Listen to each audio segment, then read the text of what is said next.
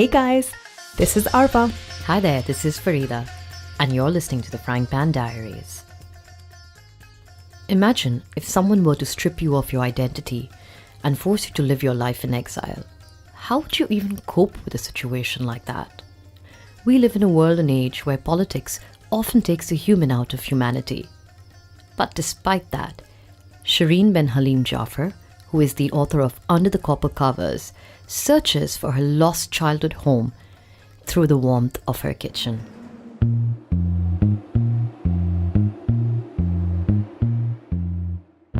Sherine Ben Halim Jafar is a Dubai-based author of Palestinian and Libyan descent. Her mother was a Palestinian who had already experienced exile during her lifetime, while her father, Mustafa bin Halim, was a prime minister of Libya during King Idris's monarchy. I've read her book, Under the Copper Covers, and I find it very difficult to peg it as just a cookbook because it's so much more than that. She not only shares recipes, but she also talks about how she made her life in exile endurable using food. Sherine's life story is a very turbulent one. During the coup of 1969, when Gaddafi overthrew King Idris's regime, she and her family were vacationing in Switzerland and could not even make it back home to Libya to collect their belongings. For the better part of her life, Sherine lived in exile and in fear. I sat down to talk with her about her bittersweet journey, her culinary heritage, and her collection of inspiring recipes across Libya, Palestine, Syria, Iraq, Iran, and Lebanon. Hi Sherine, great to meet you. Hi, thank you for having me on your show. Thank you for being here. Now Sherine, it's clear that you've used your book, Under the Copper Covers, to preserve and record family recipes after emerging from some very tumultuous political times. Why did you turn to food as your medium of cultural preservation over other ways? For instance, writing a complete autobiography. Interesting question. I wanted to first write an autobiography, but I didn't feel that it would be so interesting on its own. And I thought, what was the one thing in my life that really gave me a lot of peace and happiness? And it was always being in the kitchen and cooking with my mother, watching friends cook, going to places, finding out new recipes. It was always a place for me. The kitchen and food was always a place where there was no conflict. There was no real arguments. There was no tragedy, if you like. And it was soothing for me. It was actually a place where I found a lot of happiness. And as you very well know, food is fun. Food brings people together. Food takes away a lot of inhibitions from people. Sometimes you feel like you're not comfortable with something, or something isn't quite right. But food always makes things better. And so I turned to it as a way to kind of explain my journey of being so displaced. And I found through food culture, it gave me a sense of identity.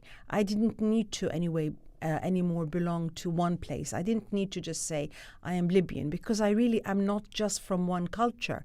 And so putting these different cultures, different food recipes together became a kind of autobiographical cooking journey. And I just felt it was something different.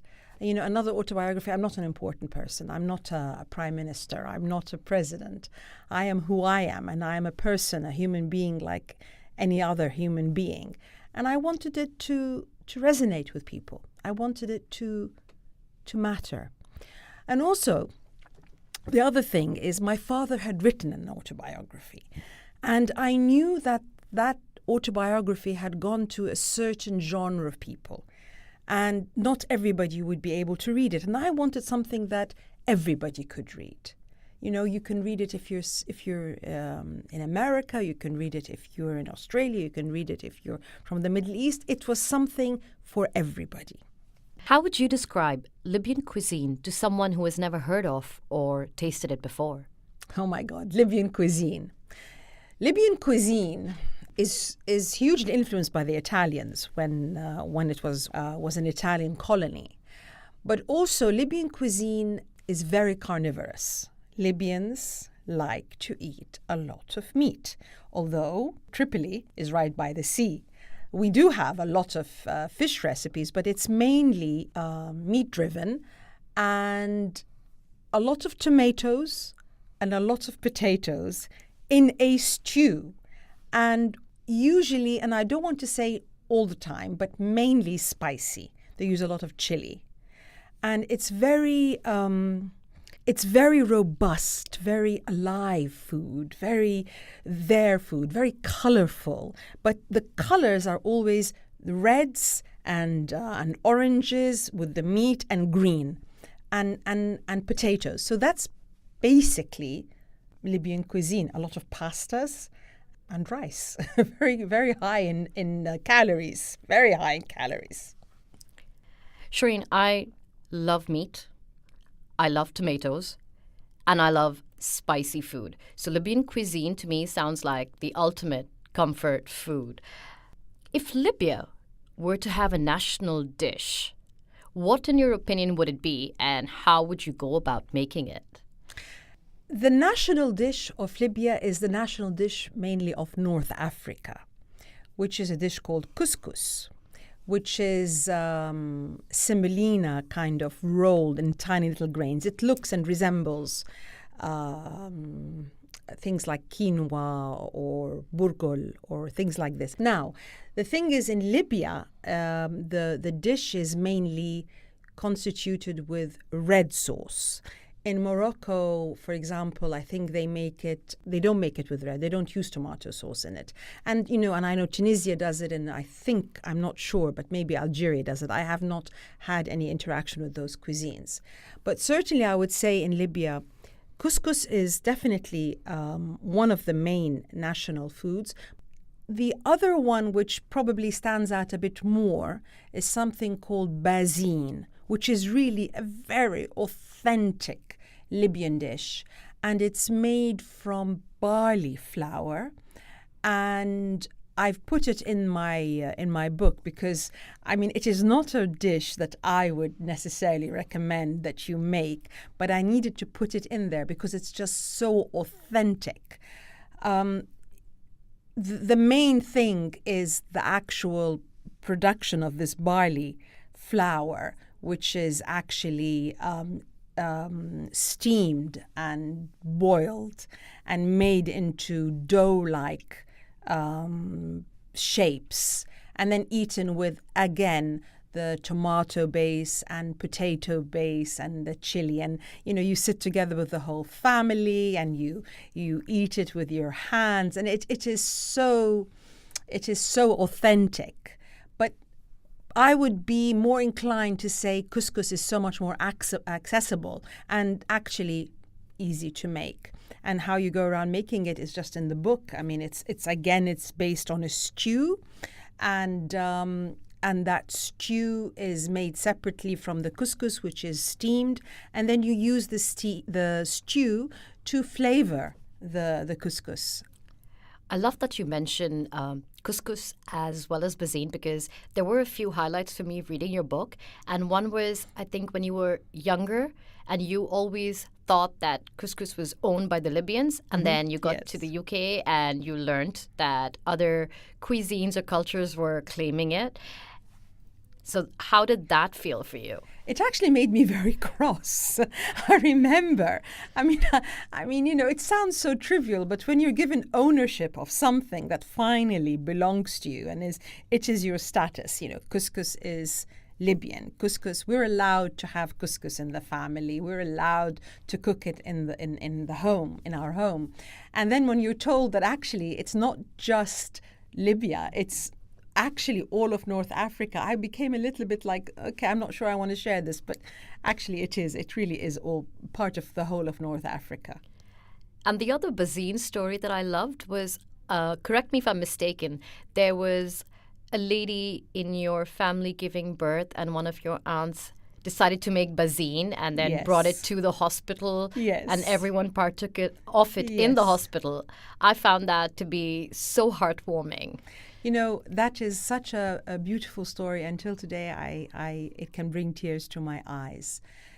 How food demonstrates someone's passion and love and dedication and culture. And I had my 2 aunts visiting from Libya. And it was the first of the grandchildren to be born. It was my brother's son, Mustafa. And, we were waiting for the heir of the Ben Halim family to be born. And so my aunts were absolutely determined to make bazine. As I said to you, this is a very authentic dish. This is a dish that's eaten at home in the privacy of your home, because you're supposed to eat it with your hands, and you make a mess. And it is not a dish that you bring anywhere, let alone a hospital, let alone King's College Hospital in London. And it was brought in. My aunts were determined on the day my sister-in-law went into labor. They started in the morning. Absolutely no one could talk them out of it. They went into the kitchen. I went with my brother and my parents to the hospital where, poor old Lubna was giving birth, where she was in labor, and the kitchen was, in London, was literally making bazine. And then shortly before he was born, they proceeded to arrive into the hospital. They came in with all their dishes, and they brought the whole thing in. And as Mustafa was being born, and actually he was born, the first meal that we all had little spoons of it. I mean, you can imagine no one is going to be able to eat in those conditions, was the bazine in King's College Hospital in London. Shireen, you featured a recipe called Sherbet Hamra in your book, and just reading that recipe made me want to go into my own kitchen and try it out. Could you tell me how you go about making that? Sherbet Hamra is actually another very authentic Libyan dish. Sherbet Hamra is a very warming soup. It's first made with frying onions.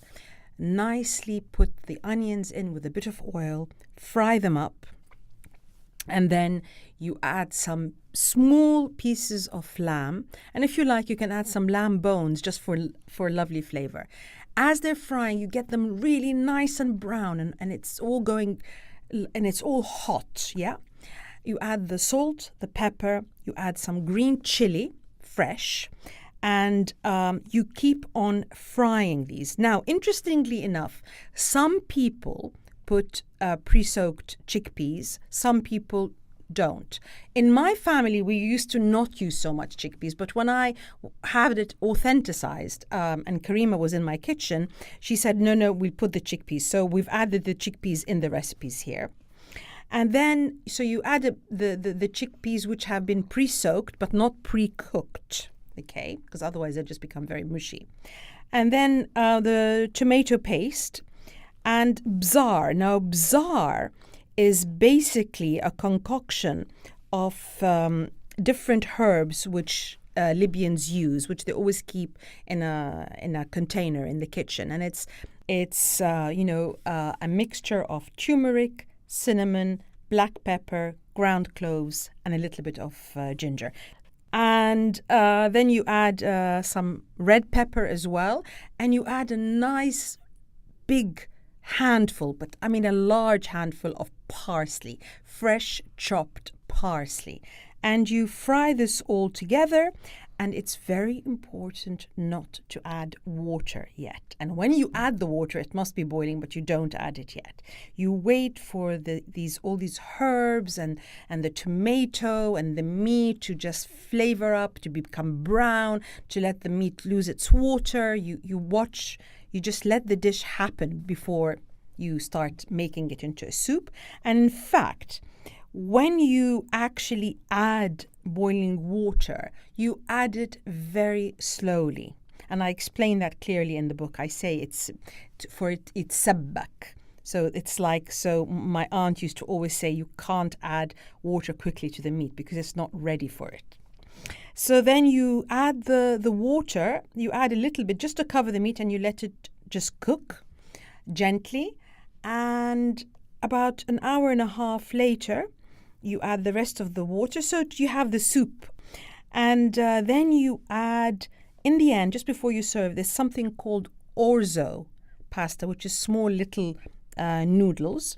You add about half a cup of that in the end. You let it cook, and then you add another bit of parsley, and then just before serving, a little bit of lemon juice and a sprinkle of dried mint. This soup is really a wintry soup. It is delicious, and traditionally in Ramadan, we make it every single day. And we used to have friends who used to come in specially for the Sherbet Hamra. That's fascinating. Sherine, if you were to pay tribute to your own and your family's journey through exile, through the form of food, what would we find laid out on your dining table, and why? You'd find all the different countries represented on the table. So there would be Libya, there would be Palestine, there would be dishes from Iraq, there would be dishes from Lebanon, there would be dishes from Syria, and Iran, because these were the different cultures that I was exposed to. So that's why I had to pay tribute to each of these countries, because these were really what defined my journey and made me the person I am today. So we would actually see your book come to life on that table. Absolutely. And I've had so many people come to our house and ask me, they just don't understand, how can you have a very authentic Libyan dish and then you have this lovely Iranian dish, the polo, the rice, or the fesenjoon, and Iranians come in and scratch their heads, and it's only until I sit and explain it to them that they understand. But it's a very interesting table. Let's put it that way. Sherine, I've probably left the most emotionally draining question for the end, but could you tell me a little bit more about your life in a nutshell? Sure, and thank you for asking me that question. It was very difficult. It was very tough. It was turbulent.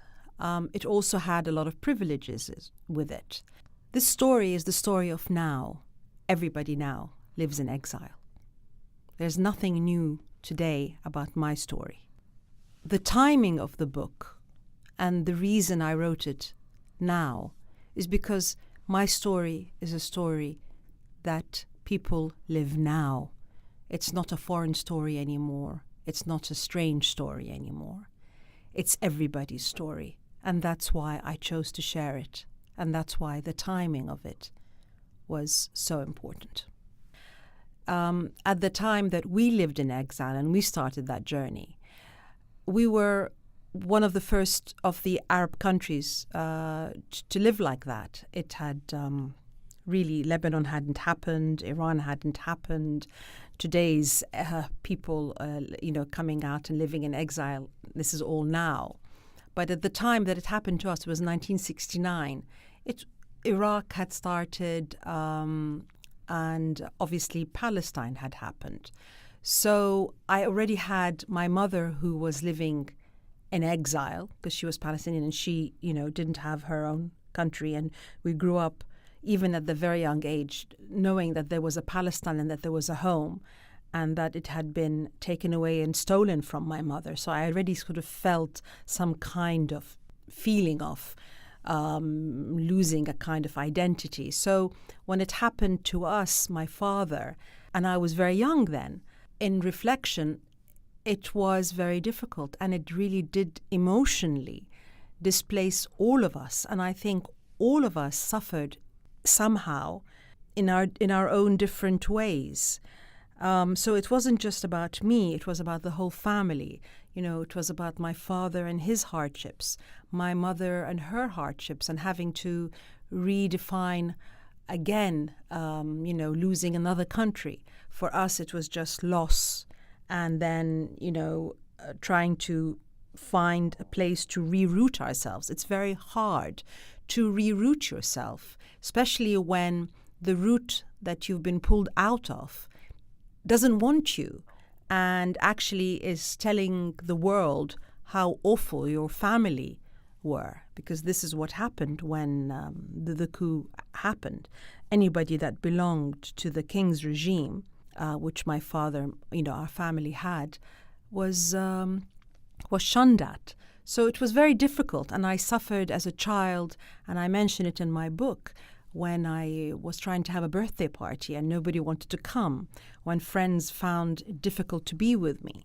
So growing up, the childhood, I had so much love. My mother was such a nurturer. She was so full of love, so full of affection. But we lost the presence of my father because he was desperately trying to rebuild something for us. And so it was tough. It really was tough. In the end, I think I'm so grateful for it because it made me understand the value of things so much more. And I really feel it made me much more of a human being. I don't take anything for granted. I don't hold on to anything anymore. I have no ownership of anything. And I've become very accepting of what is. Life in exile teaches you a lot of things. And I feel for today's people, it's tough. It's very, very sad. But maybe now we all kind of live in exile somehow or other. All of us live in exile. And we just have to accept that the world is our home. And maybe a country defined by borders maybe doesn't necessarily define who we really essentially are today. Sherine, you've given us all so much food for thought through your inspiring recipes as well as your life journey. Thank you for taking the time out to speak with me. Thank you so much. It's been a real, total pleasure. Hearing Sherine tell her story, it is no surprise that she is now a life coach. Sherine's book, Under the Copper Covers, won the 3rd prize at the Gourmand Food Awards last year, 2016, and you can now get your copy on Amazon.com or at Kinokuniya.